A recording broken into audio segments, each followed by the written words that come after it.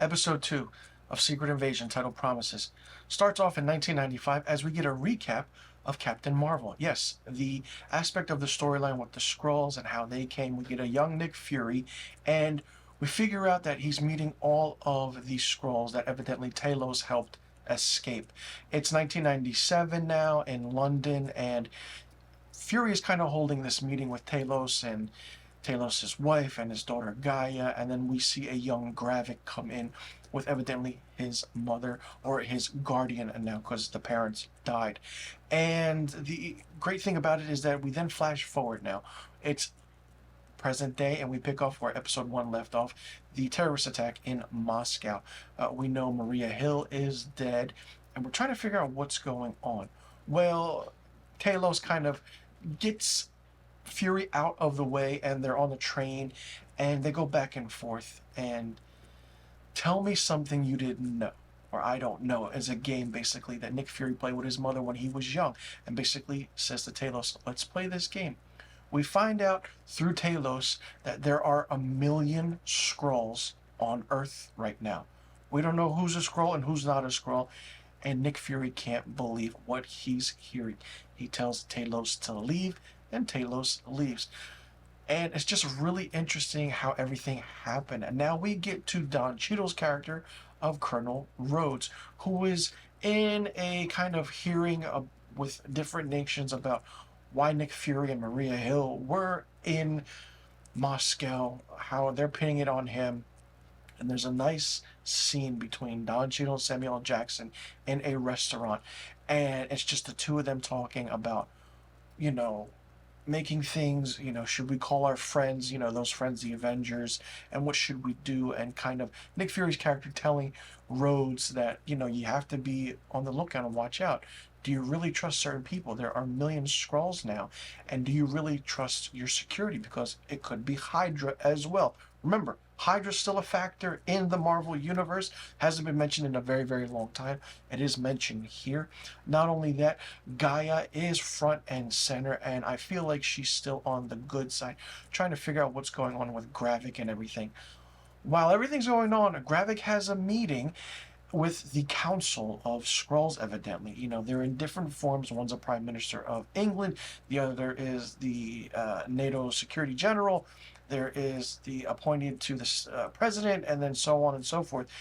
And it's a nice scene, and we find out everything that Gravik is sworn in as General of the Skrulls. Basically kind of what he wanted and needed because he wants to take over. They go back, they go out, and it's just an interesting aspect of how everything is happening now. And then we see Olivia Colman's character of MI6, Sonia Fallsworth, going to a kind of butcher store and going into the back and basically confronting one of the capturees or the Skrulls that are, in disguise. She's basically asking this guy, what's going on, what's happening, where's Gravik, what's the plan, what's the deal? We find out that there is a doctor who is trying to make the Skrulls better or kind of rejuvenate faster. And we see that when Gaia is kind of spying on one of the doctors. I believe it's Rose Dalton or Rosa Dalton, not sure. But then she goes into the system. We find that she kind of looks up, what they're using as DNA. And we see the name Groot. Not only that, we see other Easter eggs of different characters in the Marvel Cinematic Universe. And it's just the aspect of using the DNA, how to better themselves, and what's going to happen. So Gravik and his team go and try and get the guy out. They do that. And then it's a whole aspect of what's going to happen. What's this? How did, the police know where they were? Who called them? So it's like a cat and mouse game, but it's an espionage thriller in the Marvel world, especially being a television miniseries. This is only 6 episodes long, and I'm really curious to see how everything plays into this. Now, my thing is, every Marvel character that has died in the MCU, are they really dead? Or are they a Skrull? Did Tony Stark really die, or is he a Skrull and then he's just in hiding, and will he come back in Avengers Secret Wars? If you know the Secret Wars storyline, you know it's a big thing when every character faces themselves, but they're not facing themselves, they're facing a Skrull version of themselves. Will Gravik die in this, or will he be the main source? I feel like Gravik is the main big villain that we haven't seen in a really, really long time. Like on par with, I want to say, Loki and Thanos and Ultron, but he's just doing what he's doing because he wants to be the leader of Rebel Skrulls. And can he actually one up everyone and someone? Will Talos die? We don't know.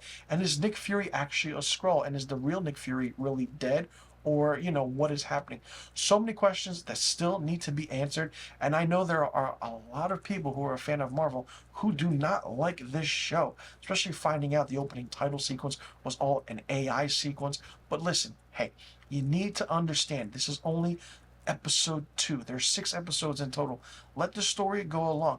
The writing is really, really good. I absolutely love the writing. It's really dynamic and it moves along, especially when certain actors and characters are really delivering the dialogue and it makes it work. Olivia Colman is great in her scenes. Don Cheadle is great, as are Samuel L. Jackson. And even Emilia Clarke, even though she's playing Gaia, a minor character, she needs to do something more a little bit. And Ben Mendelsohn as Talos is absolutely phenomenal. I am also curious to see who else we get in kind of cameo or reprising their roles in respective ways from the Marvel Cinematic Universe, because this will lead and this will have ramifications after this is finished. How, when, and why, we don't know, but we have to wait and see to find out. Give this show a chance. Doesn't matter if you don't understand what's happening, what's going on. If you know the Skrulls and Kree storyline, the war, then you'll follow along easily. If you don't know who each character is, it's pretty simple. Episode 2 wasn't bad, not much action until the end, but it kept your attention. It kept my attention, and which is really, really good. Listen, I'm going to watch a 6-episode miniseries because it's simple, it's straightforward, and it's not too bad at all. Let's see if it picks up, and let's see if the story is closed, or will they keep it open to close it out in a movie. Let me know in the comment section below about what you thought about episode 2 of Secret Invasion titled Promises. Did you like it? Did you not like it? What did you think of it? What do you think about the story aspect, how the story moves along? Do you think Nick Fury is a Skrull? Who do you think is going to die? Who do you think is going to survive? Do you think this story will be open-ended? Do you think Gravik is actually the real bad guy or someone else pulling the strings? And what do you see happening in this series, knowing that it's a 6-episode miniseries? And how do you think it'll have ramifications moving forward in the MCU? Let me know in the comment section below about all of the questions I just asked. And be sure you click that subscribe button and hit that notification bell for new review videos on my channel. I will see you all in the next review video, and thank you for tuning in. And be sure you tune in next week for my episode 3 review of Secret Invasion.